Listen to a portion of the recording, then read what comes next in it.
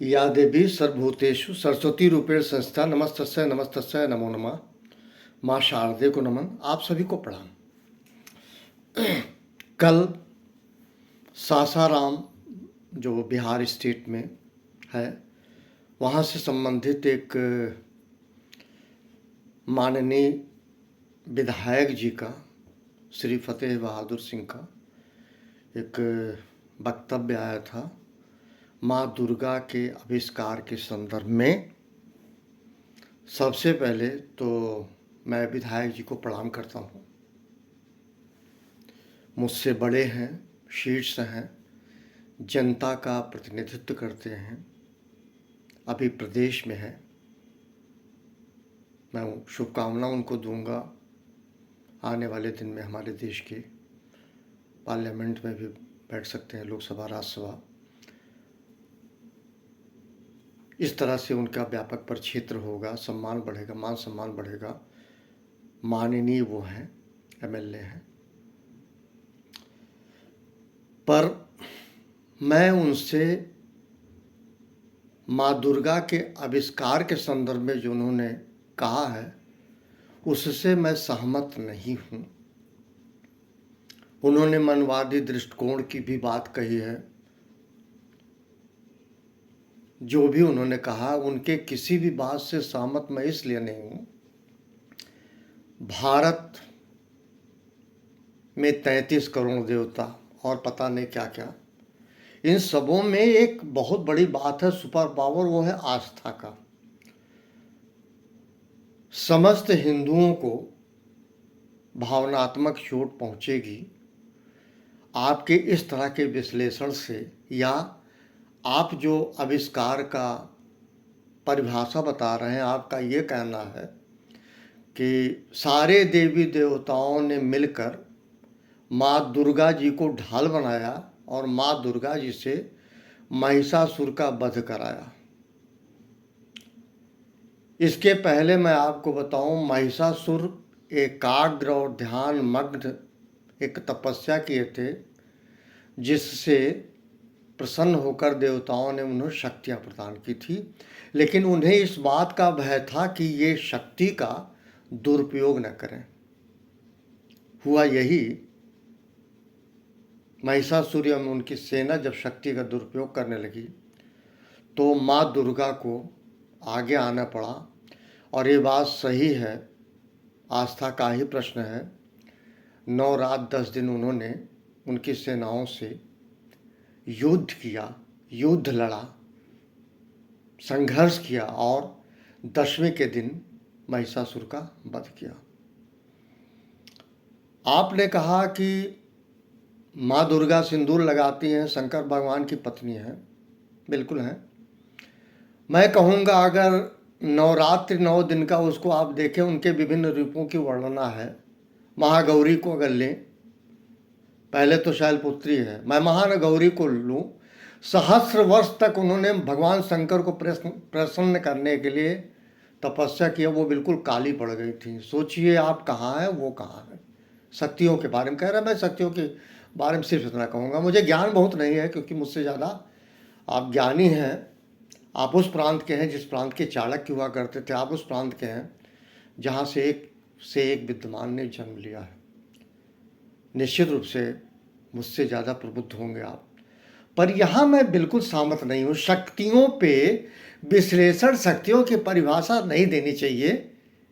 33 करोड़ देवी देवता हैं तो हैं, पूरी दुनिया मान रखी है। आपके ना मानने से कुछ नहीं होगा। आप विश्लेषण करते हो। आप स्वयं के नगर, स्वयं जिस नगर में आप, जहाँ के भी विधायक हैं, वहाँ की जनता क्या सोचेगी। काश अगर किसी मुसलमान या किसी अन्य जातियों पे आप टिप्पणी किए होते, सोचते क्या होता। आप भारत में हिंदू में जो रीत बनाई गई, नम्रता, विनम्रता, सहिष्णुता का और तमाम चीज़ें, सरलता का, समन्वयता का, कट्टर धर्म के प्रति हो सकते हैं, लेकिन कट्टर किसी व्यक्ति के विरोध के लिए कभी हम लोग नहीं करते। महात्मा गांधी उदाहरण है, कोई एक गाल पे चाटा मारे, दूसरे गाल को आगे कर देते थे। मैं कहूँगा फतेह बहादुर सिंह साहब, आपसे मैं हाथ जोड़ के विनती करता हूँ, अगर आपको लोकप्रियता पानी है, अगर आप चाहते हैं पूरा दुनिया हमको जान ले, इंटरनेशनली प्लेटफॉर्म पे आपका रिकग्निशन हो, तो बहुत सारे तरीके अपनाए जा सकते हैं, लेकिन गंदा तरीका मत अपनाइए। आप चर्चा का विषय बन गए हैं। मैं कहूँगा सभी से अपना विरोध ज़रूर प्रकट करना चाहिए, उनको इस बात का एहसास दिलाना चाहिए कि फतेह बहादुर सिंह ने ठीक नहीं कहा है। उन्होंने कहा कि सारे देवी देवताओं ने मिलकर माँ दुर्गा को काल्पनिक जन्म दिया और माँ दुर्गा को ढाल बनाकर महिषासुर की हत्या कराई। मैं ये नहीं समझ पा रहा हूँ कि जो माँ दुर्गा या सारे देवी देवता क्या कमज़ोर थे उसकी हत्या करने के लिए, क्या महिषासुर की? आप ये बताइए, आप देवी देवता की बात कर रहे हो कि उन्होंने माँ दुर्गा को ढाल बनाया। मैं ये कहता हूँ, क्या देवी देवता सक्षम नहीं थे किसी का वध करने के लिए? क्या आप जरा सोच के देखिए, आप क्या बोल रहे हैं, खुद ही आप कंफ्यूज हैं। जो देवी देवता जन्म दे रहे हैं, आपने ये कहा कि माँ दुर्गा सभी देवी देवताओं की बेटी हैं। मैं ये कहूँ, इस धरा पे, पृथ्वी पे समस्त नारी बेटी है किसी न किसी की, और हम जन्म भी उन्हीं से लिए हैं। किसी की बेटी से मेरा जन्म हुआ है, तो इस लायक बन गए कि हम धरा और माँ और पृथ्वी इन सबों के बारे में आविष्कार के टिप्पणी करें, आविष्कार के बारे में बताएं। इतना ज्ञान हमें कब हो गया? और ऐसी सस्ती लोकप्रियता श्री फतेह बहादुर सिंह जी कभी बटोरने की कोशिश न कीजिएगा। इसका दूरगामी परिणाम बहुत खराब होगा आपके व्यक्तिगत के लिए, और आप स्वयं की नज़र से गिर जाएंगे, बहुत पछताएंगे। याद रखिए, बहुत सारी बातें आप कह सकते हैं पढ़ के, समझ के, सोच के। मुझे एक घटनाक्रम याद है, पाकिस्तान में तात्कालिक deputy prime minister Lal Krishna Advani ji गए थे, और वहाँ की जनता ने ये कहा था कि अटल बिहारी वाजपेयी साहब जो आपके प्रधानमंत्री हैं, कविता लिखते हैं, ये करते हैं, वो करते हैं, आप क्या करते हैं? बोले, भारत में इतने सारे प्रबुद्ध लोग इतनी किताबें लिख के जा चुके हैं, मेरा उसी से कल्याण हो जाएगा पढ़ के। मुझे आवश्यकता नहीं कुछ है, मेरे पूर्वज बहुत सारा कुछ कह के गए हैं, उसी को पढ़ के मेरा बेड़ा पार हो जाएगा।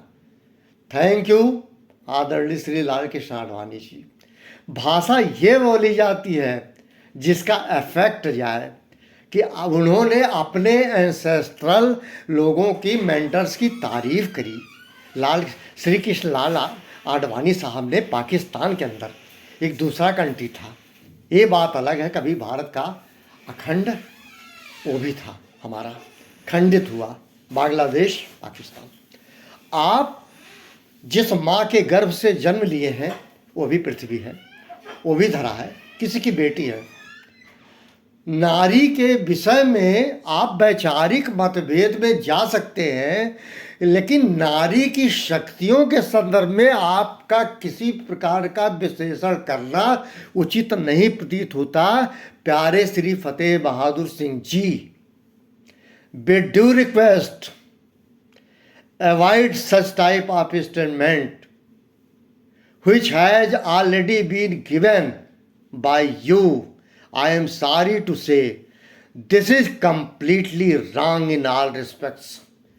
कहीं से भी आपने ब्याउट नहीं छोड़ा है कि उसमें कोई गुंजाइश हो, क्योंकि बहुत ही अभद्र तरीके से आपने कहा है कि सारे देवी देवताओं ने महिषासुर को वध कराने के लिए, उनकी हत्या कराने के लिए माँ दुर्गा का आविष्कार किया। इतना ज्ञान आपको कहाँ से हो गया, मैं समझ नहीं पा रहा। और अगर कोई भी मेरा वीडियो देख रहा है, मैं सभी से हाथ जोड़ के रिक्वेस्ट करूंगा कि अगर इसी तरह से होता रहा, जैसे कल एक बात मैंने वीडियो में डाला था कि डीएमके के एमपी साहब ने ये कहा था कि रामायण, रामचरितमानस, गीता, भगवान कृष्ण, राम, ये सब काल्पनिक कहानी है। मेरा सिर्फ एक कहना था, हमारा हिंदुस्तान, हमारा भारत बगैर कृष्ण, बगैर राम के है ही नहीं, अस्तित्व में ही नहीं है। ये को एग्जिस्टेंस है मर्यादा पुरुषोत्तम राम का, और मर्यादा उनकी भी है, भगवान कृष्ण की भी। लालन पालन, प्यार, माता पिता के प्रति मर्यादा, यशोदा के यहाँ पलना, मर्यादा उनको भी है। गोस्वामी तुलसीदास ने राम को कहा मर्यादित राम, मर्यादित उन्होंने कृत्य किए। कृष्ण भगवान को भी देखा जाए, अगर व्याख्या की जाए, मुझे इतना ज्ञान नहीं है, तो भगवान कृष्ण भी कला में पारंगत, व्यवहारिक जीवन, एक बच्चे की अगर 2 माँ हो किस प्रकार से सामंजस्य, आलोचना, ये सब कहीं कुछ नहीं है। और क्या खूबसूरती से दोनों ने अपने आप को स्थापित किया। तो प्यारे, ये भारत बगैर राम और कृष्ण के संभव ही नहीं है। मैं सभी से रिक्वेस्ट करूंगा, समस्त भारत की जनता से, या विदेशों में भी जो लोग हमारे रह रहे हो, अगर यूट्यूब चैनल को इसको सुन लें, अगर मैं कहीं नॉन ऑथेंटिक स्टेटमेंट दे रहा हूं, तो एक बार श्री फतेह बहादुर सिंह जी, जो बिहार प्रदेश से आते हैं, राष्ट्रीय जनता दल के विधायक हैं, उनको सुन लीजिए। मैं ये नहीं कह रहा हूं आप मुझसे सहमत हों, लेकिन ये बहुत गलत बात है। इष्ट देव या देवी देवताओं के संदर्भ में किसी प्रकार का विश्लेषण करना किसी को भी अधिकार नहीं है। इन्हीं शब्दों के साथ बजरंग बली सबकी रक्षा करें। आज दिन शनिवार है। आप सभी को हाथ जोड़ के प्रणाम। Thank you very much.